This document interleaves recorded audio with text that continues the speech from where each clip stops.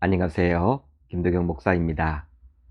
지난주에 있었던 말씀 사경회를 통해서 저 자신부터 큰 은혜를 입고 다시금 새롭게 출발하는 시간이 된 것만 같습니다.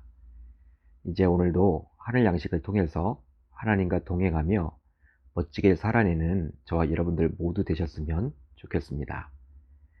자, 오늘 우리가 나눌 말씀은 레위기 13장 18절로 23절, 레위기 13장 18절로 23절입니다. 제가 읽겠습니다. 피부에 종기가 생겼다가 나았고 그 종초에 흰점이 돋거나 희고 불구스름한 색점이 생겼으면 제사장에 보일 것이요 그는 진찰하여 피부보다 얕고 그 털이 희면 그를 부정하다 할지니 이는 종기로 된 나병의 환부임이니라. 그러나 제사장이 진찰하여 거기 흰털이 없고 피부보다 얕지 아니하고 빛이 엷으면 제사장은 그를 이레 동안 가두어 둘 것이며 그 병이 크게 피부에 퍼졌으면 제사장은 그를 부정하다 할지니 이는 환부임이니라. 그러나 그 색점이 여전하고 퍼지지 아니하였으면 이는 종기 흔적이니 제사장은 그를 정하다 할지니라. 아멘. 하나님의 말씀입니다. 오늘은 이 말씀을 통해서 정결한 공동체를 바란다면 이러한 제목으로 은혜를 나누겠습니다. 출애굽 이후 하나님께서는 자신의 백성들에게 여러 율법과 규례를 주심으로 하나님의 백성이 하나님의 백성답게 살도록 인도해 주셨습니다. 그 내용이 바로 레위기라 할 수 있겠죠. 따라서 레위기는 하나님의 백성이 과연 어떻게 살아가야 하는지에 대해서 기록된 하나님의 말씀이라고 보셔야 합니다. 자, 그렇다면 하나님께서는 레위기를 통해서 하나님의 백성이 어떻게 살기를 말씀하실까요? 바로 거룩하게 살기를 원하십니다. 그래서일까요? 레위기 11장을 보게 되면 하나님께서는 다음과 같이 말씀하셨죠. 나는 너희 하나님이 되려고 너희를 애굽 땅에서 인도하여 낸 여호와라. 내가 거룩하니 너희도 거룩할지어다. 한마디로 하나님이 거룩하듯이 하나님의 백성들도 거룩하게 삶을 살아가야만 합니다. 그러기에 하나님께서는 자신의 백성들이 거룩하게 살아가기 위해서 과연 어떻게 살아가야 하는지 레위기 11장 이후로 보다 자세히 기록을 해주고 있죠.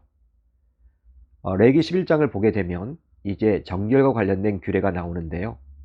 바로 먹는 것과 같은 즉 가장 기본이 되는 영역에서 구별되는 삶을 살도록 말씀해 주셨습니다. 이어서 12장을 보게 되면 자녀를 출산한 여성이 출산 당시 흘린 산혈로 인한 부정으로부터 정결을 회복하기 위한 규례를 소개해 주고 있죠. 따라서 레위기 11장과 12장에 나오는 정결 규례는 바로 백성들 개개인이 성결하게 살기 위한 규례라고 감히 말할 수 있습니다. 반면에 이제 우리가 살펴볼 레위기 13장을 보게 되면 백성들의 몸에 일어나는 부정결에 대한 규례를 담고 있는데요. 한마디로 나병으로 알려진 피부병을 다루는데 피부와 사물의 표면에 나타나는 악성 나병은 다양한 증상과 진단과 처리 방법이 있다라고 소개를 해줍니다. 하지만 우리가 일반적으로 알고 있는 나병, 즉 한센스병, 운동병이라고 무조건 부를 수는 없겠죠. 그런데요, 레위기 13장에서 소개하고 있는 피부병은 하나님의 백성들 개개인에게도 영향을 끼치지만 백성들이 속한 공동체에도 영향을 끼친다고 볼 수도 있습니다. 왜냐하면 먹지 말아야 할 것과 출산한 산모가 금지해야 할 규례의 경우 지극히 백성들 개개인에게만 영향을 끼친다고 볼 수도 있는데요. 하지만 일부 피부병의 경우에는 주변 누군가에게 전염이 쉽게 될 수도 있습니다. 그러기에 공동체 전체가 영향을 받을 수도 있는 것이죠.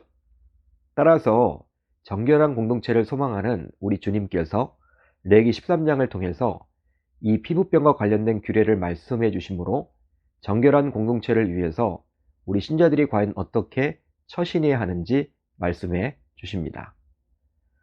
그렇습니다. 실제 저와 여러분들은 전염성이 강한 코로나 바이러스가 창궐한 시대를 살고 있는데요.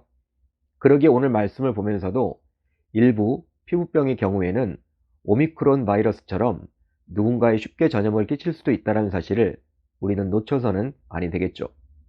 왜냐하면 많은 사람들의 경우 어떤 사람의 피부병이 누군가의 전염이 된다는 것을 잘 보질 못했기 때문입니다. 자, 그렇다면 자신과 자신이 속한 교회 공동체를 거룩한 처소로 간직하기 위해서 이제 우리는 어떻게 해야만 할까요? 우선 바른 진단을 위해서 꼼꼼히 수고해야만 합니다. 자, 오늘 말씀 20절로 21절을 볼까요? 이렇게 기록이 되어 있습니다. 그는 진찰하여 피부보다 얕고 그 털이 희면 그를 부정하다 할지니 이는 종기로 된 나병의 환부임이니라. 그러나 제사장이 진찰하여 거기 흰털이 없고 피부보다 얕지 아니하고 빛이 얇으면 제사장은 그를 이레 동안 가두어 둘 것이며. 자, 이 본문을 보게 되면 나병이라고 이야기하는 여러 피부병의 다양한 종류에 대해서 말씀해 주고 있는데요. 즉 종기, 화상, 옴, 어루러기에 대해서 말씀해 주십니다. 그런데 특징이 있는데 바로 피부병에 걸렸을 때 하나님께서는 백성들로 하여금 제사장에게 찾아가도록 해주셨죠. 여러분, 현재를 살아가는 우리의 관점으로 보게 되면 피부병에 걸리게 되면 제사장이 아니라 의원을 우선적으로 찾아가야 할 듯 싶습니다. 하지만 하나님께서는 나병이라고 불리는 피부병의 증상이 나타났을 때 하나님의 백성들은 제사장을 찾아가도록 하므로 이 병이 바로 부정결과 관련되어 있음을 우리에게 알려주십니다.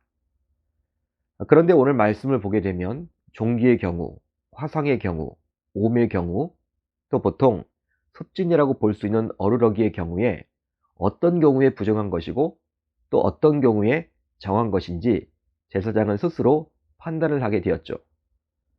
그런데요, 정말 놀랍게도 종기에만 들어서 말씀을 드려도 종기에 걸렸다가 나았다고 스스로 판단될 경우 제사장을 찾아가서 제사장의 진단을 우선 받아야만 했는데 제사장이 딱 보았을 때 아직 부정하다고 판단이 되면 그냥 부정하다고 선포하면 그만입니다.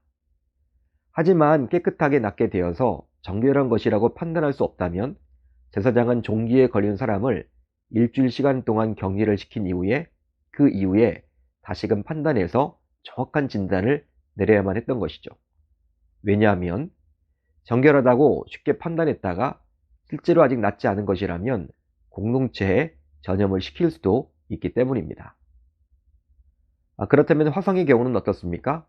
상처가 덧나거나 곰고 짓무르면 부정하게 되겠지만 아물고 붉은 빛이 엷어지면 정한 자로 제사장은 진단을 했죠. 하지만 이번에도 제사장이 진단하기에 애매한 경우에는 7일 동안 지켜보면서 판단을 내렸던 것입니다. 따라서 정결하다고 정확하게 진단하기 위해서는 아무리 경험이 많은 제사장이라 하더라도 일주일 동안 지켜보면서 정확하고 바른 진단을 해야만 했던 것이죠. 여러분, 제사장이 그렇게 한 이유가 있다면 바로 진중한 관찰과 바른 판단이 당사자와 공동체에 큰 영향을 미치기 때문입니다. 따라서 올바른 판단을 위해 제사장은 수고를 다해야만 했겠죠.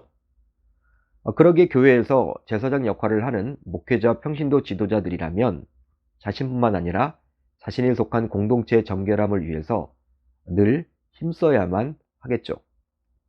다음으로 확산을 막도록 즉각 조치해야 합니다. 일반적인 피부가 아니라 머리나 수염과 같은 곳에서도 피부병이 발생할 수 있었는데요.